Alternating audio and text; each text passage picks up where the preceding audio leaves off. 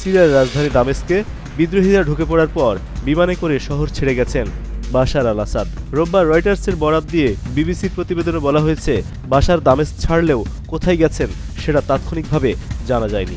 দেশটির দুই কর্মকর্তা জানিয়েছেন, প্রেসিডেন্ট রোববার একটি বিমানে চড়ে দামেস্ক ছেড়ে অজানা গন্তব্যে চলে গেছেন।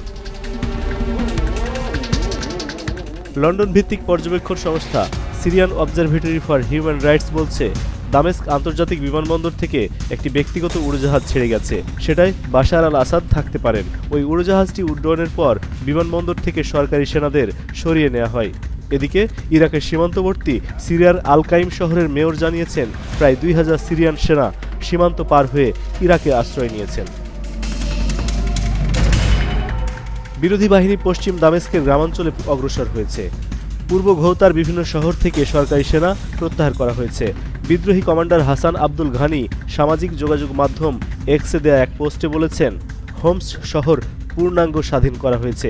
তিনি জানান, দামেস্কের সেদনায়া কারাগার থেকে 3500-এর বেশি বন্দীকে মুক্তি দেওয়া হয়েছে।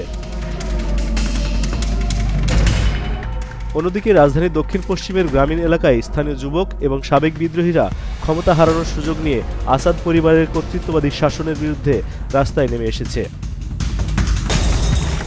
বাশার আল আসাদ 2000 সাল থেকে সিরিয়ার ক্ষমতায় রয়েছেন। এর আগে তার বাবা হাফেজ আল আসাদ 29 বছর দেশটি শাসন করেছিলেন। 2011 সালে প্রেসিডেন্ট বাশার আল আসাদের বিরুদ্ধে ব্যাপক বিক্ষোভ শুরু হয়। ওই সময় বিক্ষোভকারীদের দমনে কঠোর পন্থা অবলম্বন করেন তিনি। এরপর বিক্ষোভকারীরা সশস্ত্র বিদ্রোহ শুরু করেন।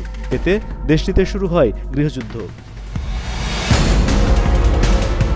2015 সালে আসাদকে বাঁচাতে এগিয়ে আসে রাশিয়া। সে বছর সিরিয়ার বিভিন্ন অঞ্চল লক্ষ্য করে ব্যাপক বিমান হামলা চালায় তারা। এস এম বাবু, এশিয়ান পোস্ট।